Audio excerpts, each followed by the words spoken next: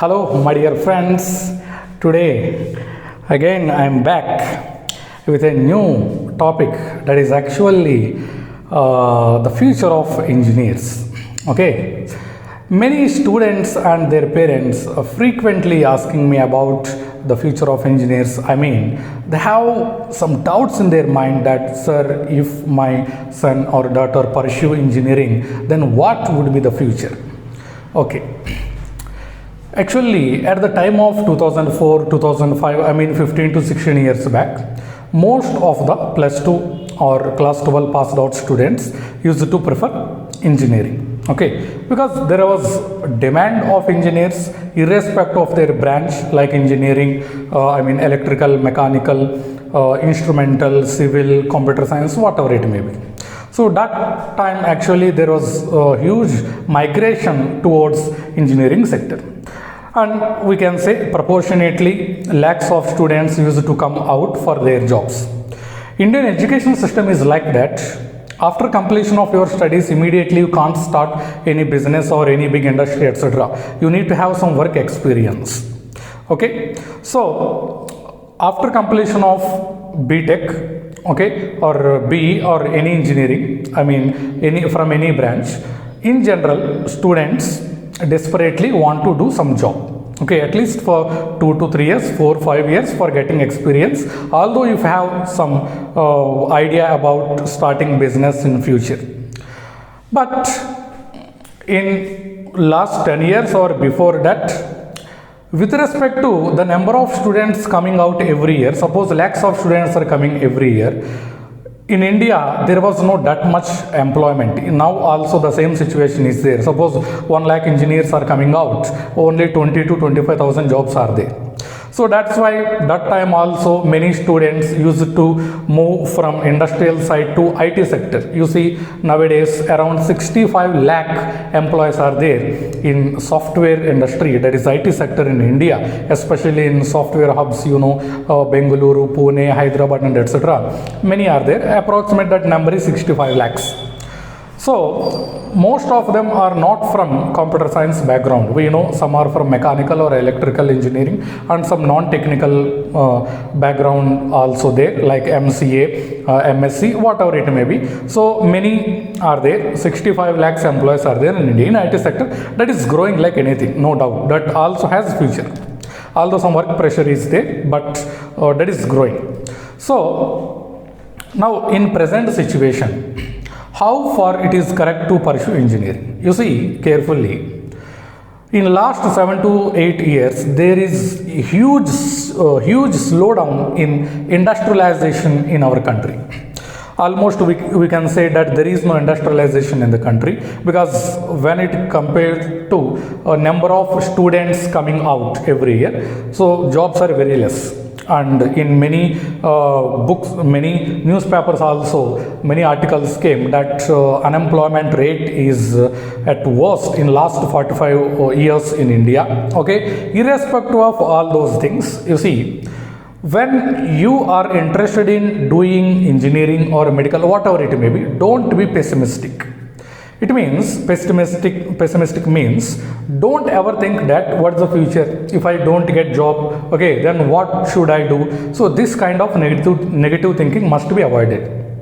The reason behind it, you see, there is no employment in India. Okay, there is a huge slowdown in industrialization in India. Okay, I agree, jobs are less. Okay, even hundreds of engineering colleges are getting shut down every year in the country.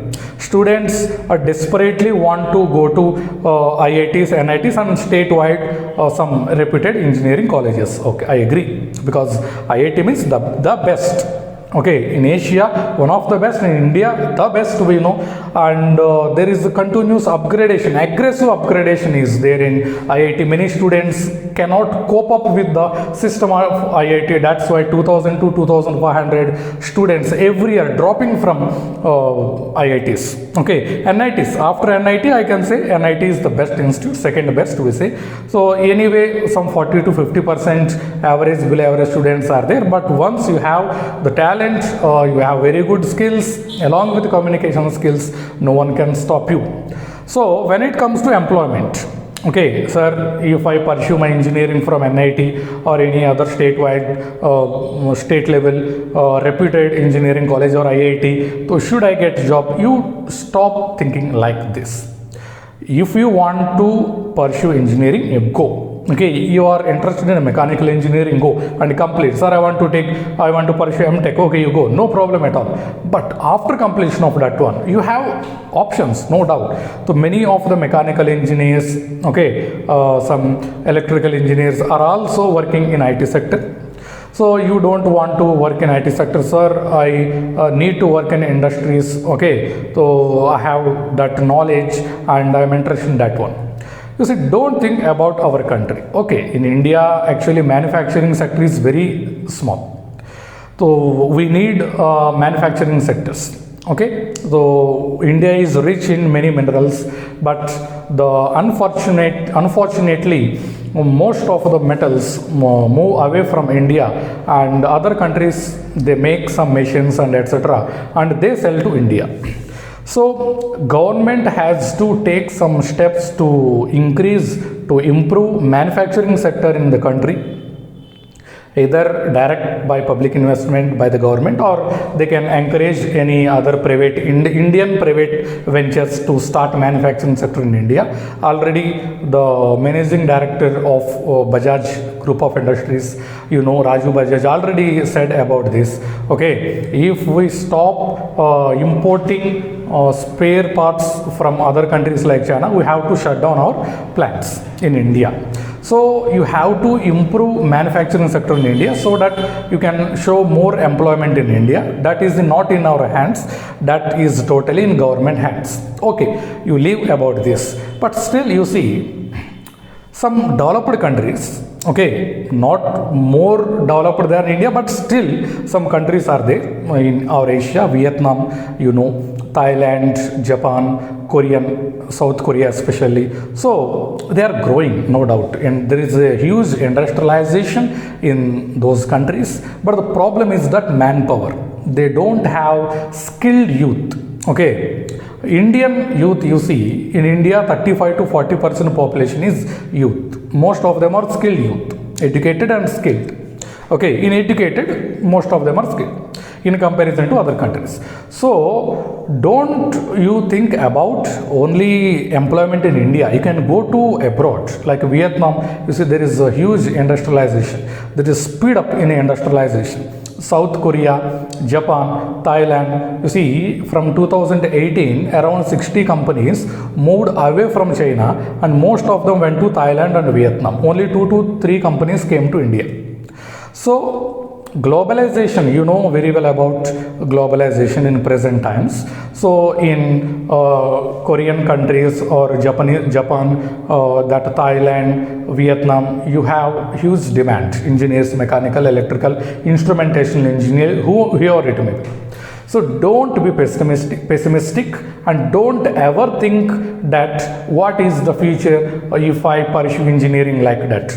Computer science always has huge demand. NITs and IITs and state level reputed colleges, computer science student first option is always computer science. Okay, so that is no doubt. But still, what I am telling, even in IITs, you are getting a seat in some other branches like electrical, civil, even metallurgical engineering. Then also you must be acquainted to computer knowledge. Okay, so computer knowledge is required, no doubt. You see, that Google CEO is an Indian. He is not from computer science background. He is an IITian, but from metallurgical engineering. But you see, where is he now? Okay, so whatever you want to do. You have huge options in the world. I'm not talking about I'm not talking about our country, but huge demand is there in the world. You can go to some other countries. Okay, you can explore, you can grow up, no problem. But you see, in 4 to 5 years, Indian government may take some aggressive steps to improve industrialization in India, to improve manufacturing sectors in India. So in such cases, no need to go abroad.